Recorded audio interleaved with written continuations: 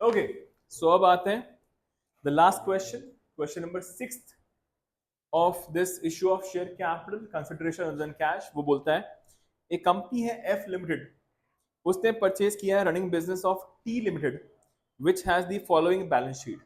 आपके पास balance sheet given है, यहाँ लिखे हुए हैं लायबिलिटीज और एसेट्स दिए हुए हैं आपके पास, और करना है हम लोग क्वेश्चन सॉल्व। ओके, तो सबसे पहले दिस इज क्वेश्चन नंबर 6, लिखेंगे question number 6, this is your F limited. तो आपको बताया मैंने, जब भी आप कोई रनिंग बिजनेस खरीदते हैं तो आप उसके कंपनी के पास जितने भी एसेट्स होते हैं वो सब टेक ओवर करेंगे आप। सो यहाँ पे आपको सब टेक ओवर करना है एसेट्स पहले तो it is debtors account debit, debtors account debit, bills receivable, next asset है आपका bills receivable, bills receivable account debit. Next is your stock, stock account debit. Next is your cash account debit. अब यहाँ पे भी पहले mark कर लेते हैं हम लोग। तो यहाँ पे प्लीज आएंगे आप लोग, लिखेंगे शेयर कैपिटल और रिजर्व फंड को मिलाकर लिख देंगे this is your internal liability, इसको आप टेक ओवर नहीं करते। अब आएंगे अपने एसेट साइड में, तो वहां लिखा हुआ है प्रॉफिट एंड लॉस अकाउंट, इसके ब्रैकेट में लिखेंगे एक्यूमुलेटेड लॉस, इसको भी आप टेक ओवर नहीं करते। लिखवाया था मैंने ऑल दी एसेट्स, पर ऑल एसेट्स में आप लॉसेस को टेक ओवर नहीं करते हैं। तो you will only take over the these assets, debtors, bills receivable, stock and cash. Clear? देख लेते हैं अमाउंट्स इन लोगों के। तो अमाउंट्स हैं आपके पास 5 lakh, 4 lakh, 3 lakh and 2 lakh. This is 5 lakh, 4 lakh, 3 lakh and 2 lakh.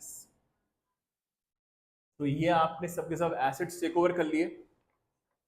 Profit and loss take over करते नहीं हो आप, छोड़ देंगे हम लोग। इसके बाद एक लाइन छोड़कर, एक लाइन छोड़ेंगे हम लोग, फिर लिखेंगे outside liabilities, so it is bills payable,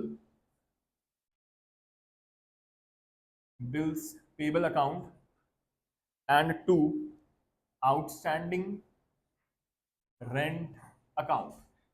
bills payable है आपके पास 5 लाख के, so we will write 5 lakhs and outstanding rent is 1 lakh.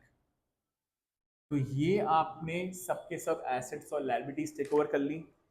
Question में एक बार देख लेते हैं हम लोग, चेक कर लेते हैं इस कंपनी का नेटवर्थ कितना आ रहा है। तो दिस इज 5 + 4 9 + 3 12 + 2 14 lakhs। तो 14 lakhs के तो एसेट्स हैं, -6 lakhs, -6 lakhs will give you 8 lakhs। सो इस कंपनी की नेटवर्थ, कंपनी के नेट एसेट्स जो हैं कितने के हैं, वो 8 लाख रुपीस के। अब आगे, अब क्वेश्चन में आपका काम होता है टू फाइंड आउट कि क्या हमारे पास परचेज कंसिडरेशन गिवन है कि निकालना पड़ेगा। तो क्वेश्चन में देखिए, the purchase consideration was fixed at ₹7 lakh. तो यहाँ पे आपके पास परचेज कंसिडरेशन ऑलरेडी देके रखा हुआ है। तो यहाँ पे आ जाएंगे हम लोग, ये हम लोग बिजनेस परचेज कर रहे हैं टी लिमिटेड से, तो we will write to T limited account.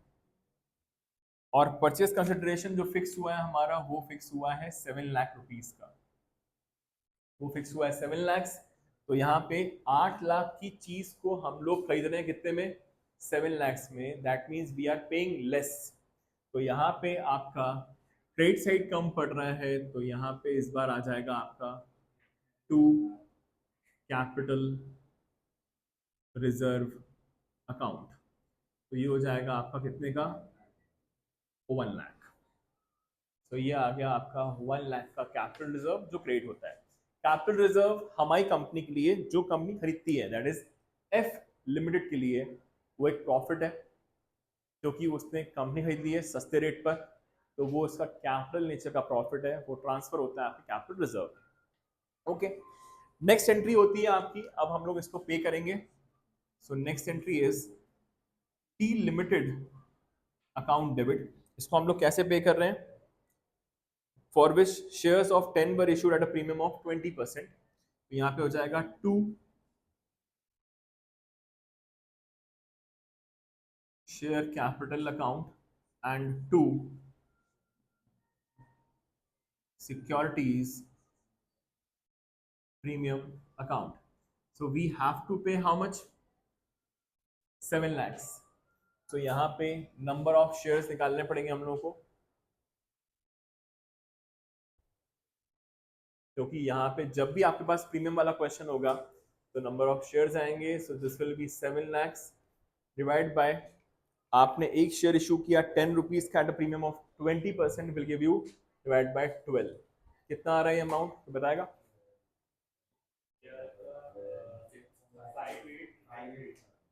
5,833.33. सो यहाँ पे हम लोग को इतने में से सिर्फ और सिर्फ होल नंबर लेना होता है. So this is 5,833. 10 रुपए का शेयर है और 2 रुपए का premium. So this will give you 5,83330. और ये हो जाएगा आपका कितना?